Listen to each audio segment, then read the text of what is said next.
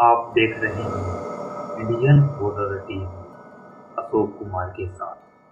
दोस्तों, यदि आप हमारे चैनल पर नए हैं तो हमारे चैनल को सब्सक्राइब कीजिए। तो आइए बढ़ते हैं आज की दिल दहला देने वाली कहानी की ओर।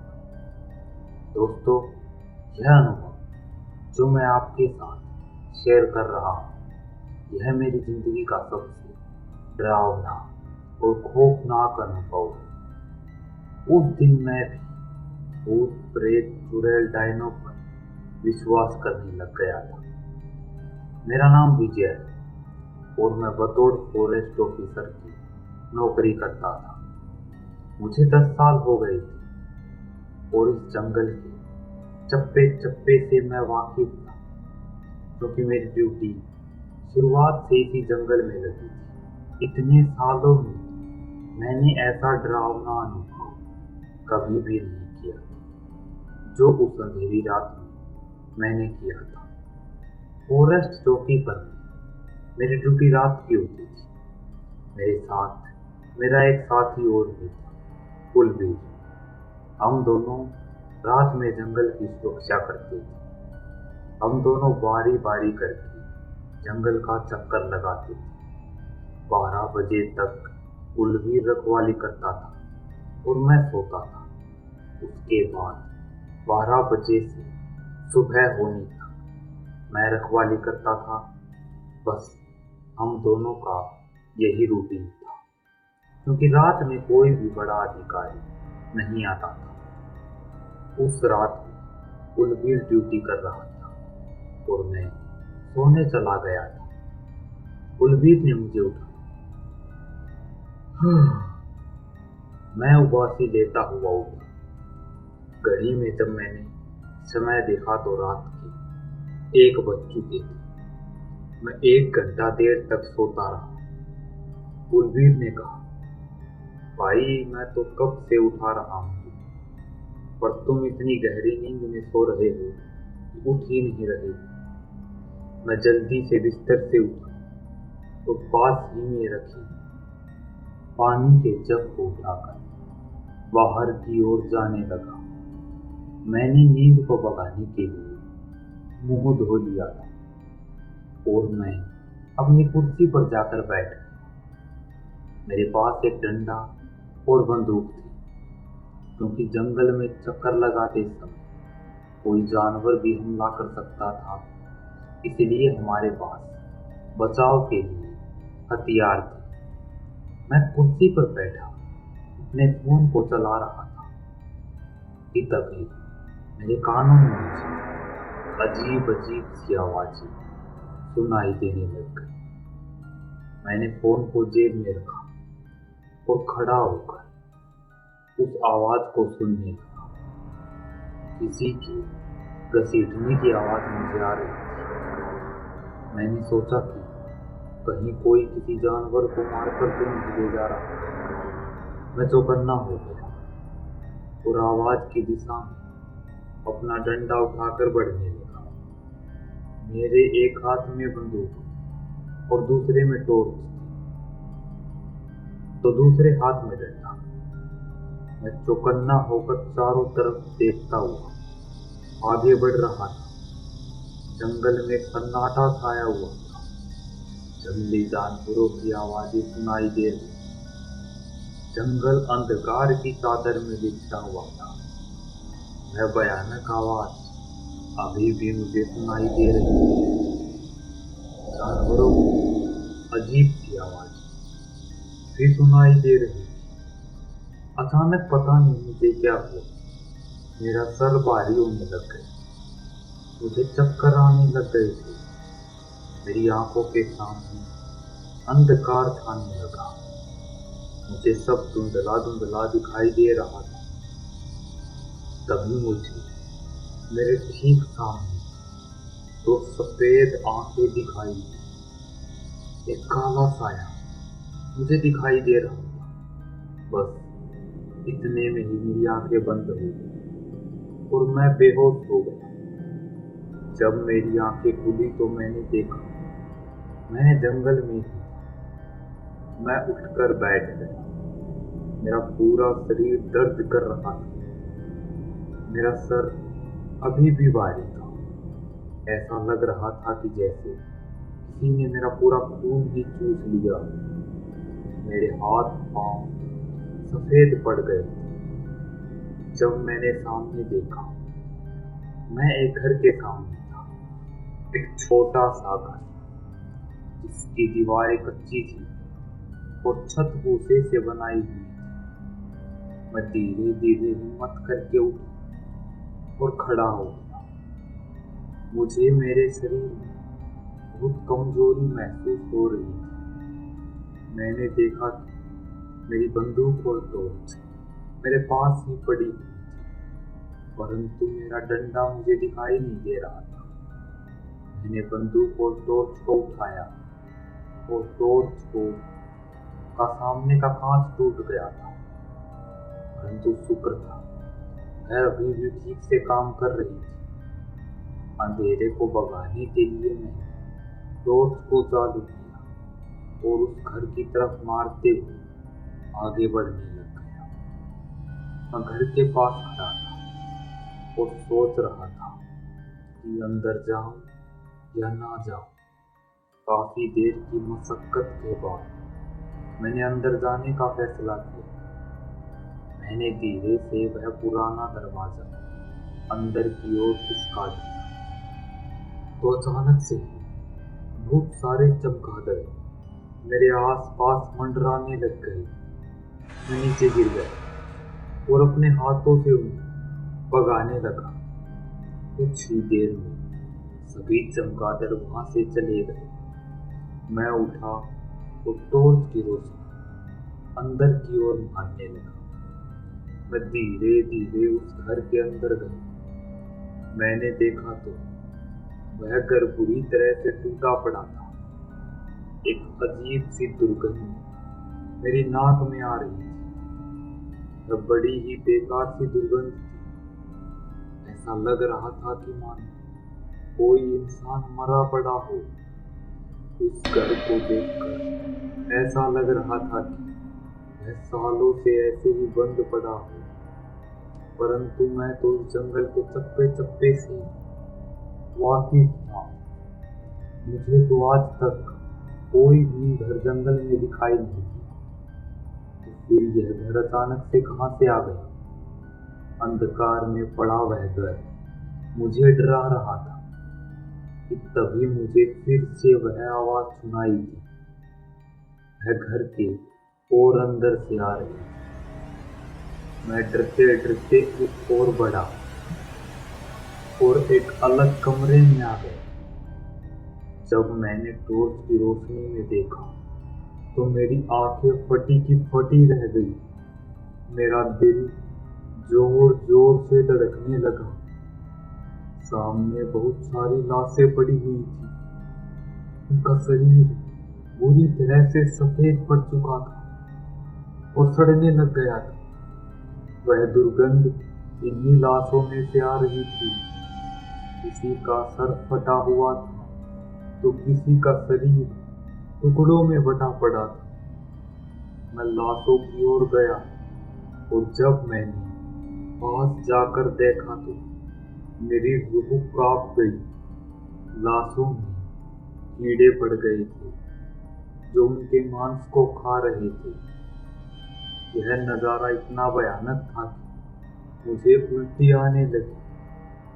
मैंने काफी देर तक उल्टी की।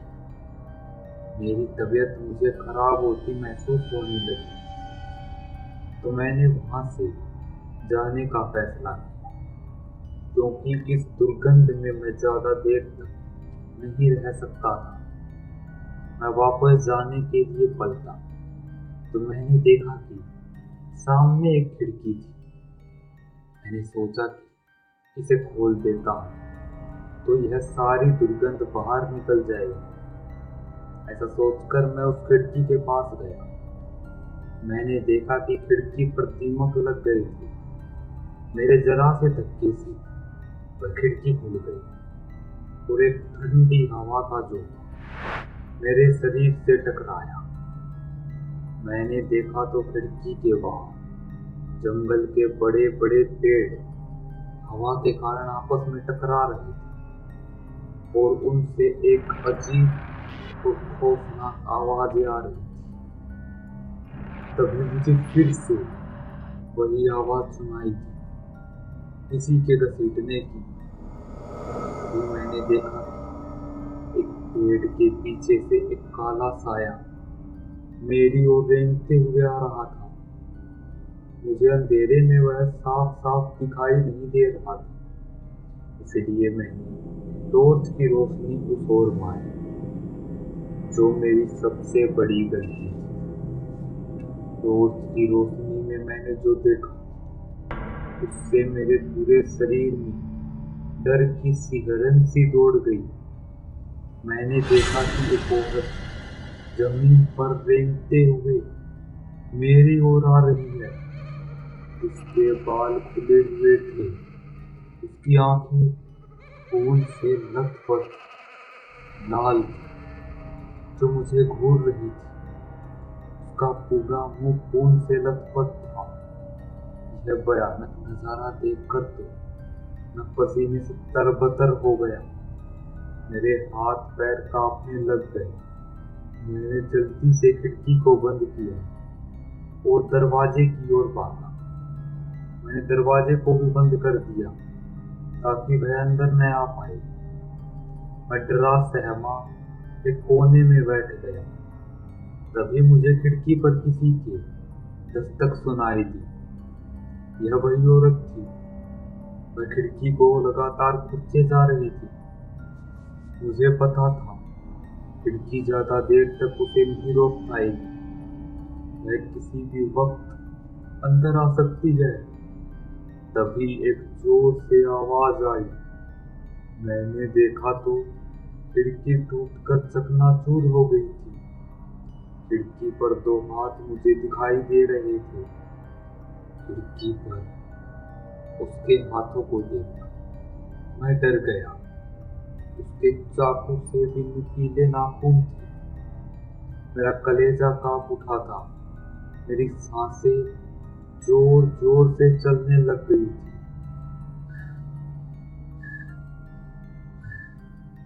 मुझे कुछ भी समझ नहीं आ रहा था कि मैं क्या करूं।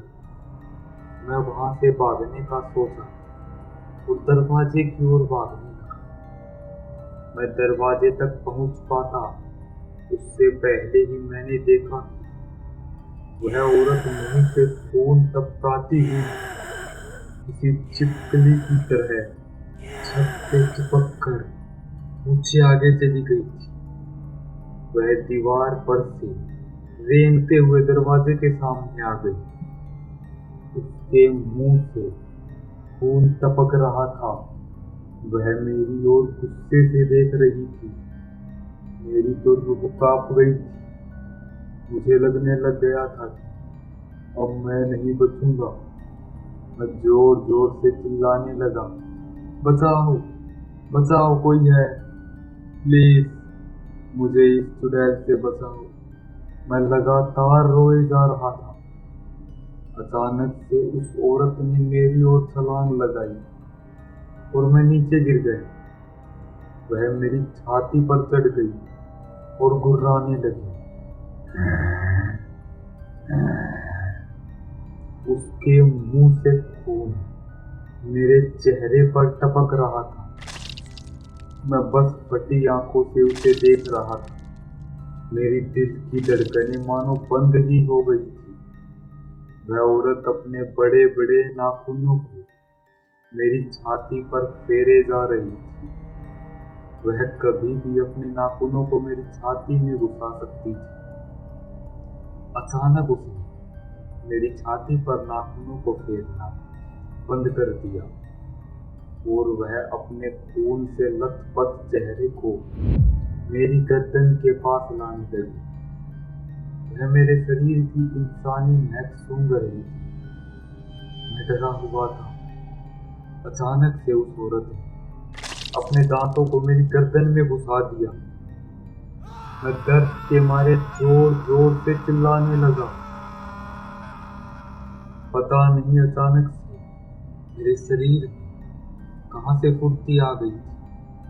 मैंने उस औरत को अपने ऊपर से दूर धक्का दिया और फुर्ती से खड़ा होकर दरवाजे की ओर भागने लगा। मैंने जल्दी से दरवाजे से बाहर निकला और दरवाजा बंद कर दिया। मैं लगातार अंधाधुंध भागे जा रहा था, डर के मारे जोर जोर से चिल्ला रहा था। मुझे उस औरत की चीखें सुनाई दे रही थी। तभी भागते भागते मैं अचानक से किसी से टकरा गया और नीचे गिर गया। मैंने देखा तो वह कुलवीर था। उसके हाथ में जलती हुई मशाल थी। मुझे डरा हुआ देखकर उसने मुझसे पूछा, क्या हुआ विजय, इतना डरे हुए क्यों हो? मैंने कुलवीर से कहा, भाई चलो पहले चौकी चलते हैं, यहाँ ज्यादा देर रुकना ठीक नहीं है, वरना हम दोनों की जान चली जाएगी। हम दोनों जल्दी से चौकी की ओर जाने लग गए। चौकी पर अंदर जाते ही मैंने झट से सभी खिड़की दरवाजे बंद कर दिए ताकि वह औरत अंदर न आ सके। कुलवीर ने फिर से पूछा, क्या बात है विजय, मुझे बताओ तो। मैंने कहा और वह सारी घटना कुलवीर को कह सुनाई जो मेरे साथ घटी थी। तो वह भी डर गया। उसे पहले तो मेरी बातों पर यकीन नहीं हो रहा, पर जब मैंने उसे अपनी गर्दन का वह खून से लथपथ निशान दिखाया तो वह भी मान गया। अगले दिन जब हम दोनों मरहम पट्टी करवाते गांव वालों से पूछने लगे, हमने उस बारे में सभी गांव वालों से पूछा। तब एक बूढ़े व्यक्ति ने हमें बताया कि वह करकसा है और वह बहुत ही निर्दयी है। वह नरबख्शी इंसानों के खून को पी जाती है और यही नहीं बल्कि वह तो इंसानों की हड्डियों तक को चबा जाती है। वह बहुत खतरनाक है बेटा। पता नहीं कहां से आ गई वही जंगल, परंतु आज भी अगर कोई गांव वाला रात के समय घर से बाहर निकल जाता है तो अगले दिन उसकी आधी खाई लाश ही मिलती है। इसलिए सारे गांव वाले इतने डरे हुए हैं। रात होने के बाद कोई भी अपने घर से बाहर नहीं निकलता। उस बूढ़े व्यक्ति की बात सुनकर तो मैं अंदर से और भी थर थर कांपने लग गया।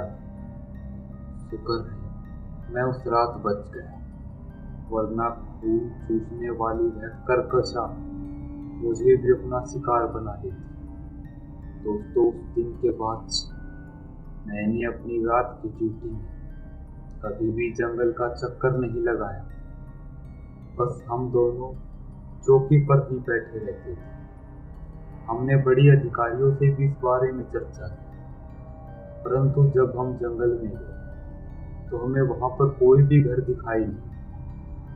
2 साल के बाद मैंने रिटायरमेंट ले ली थी, परंतु वह घटना को जब आज भी याद करता हूँ तो मेरी रूह कांप उठती, क्योंकि उस रात मेरी जान बाल बाल बची थी, और नहीं तो मैं उस करकसा का शिकार बन सकता था। तो दोस्तों, आज की कहानी में बस इतना ही। यह कहानी आपको कैसी लगी? अगर अच्छी लगी हो तो वीडियो को लाइक, कमेंट और शेयर कीजिए। चैनल पर नए हैं तो चैनल को सब्सक्राइब कीजिए। अगर आपके पास भी ऐसी ही कोई कहानी है तो डिस्क्रिप्शन में दी गई हमारी ईमेल आईडी पर भेजिए। जल्द ही मिलते हैं ऐसी ही एक और डरावनी और खौफनाक कहानी के साथ।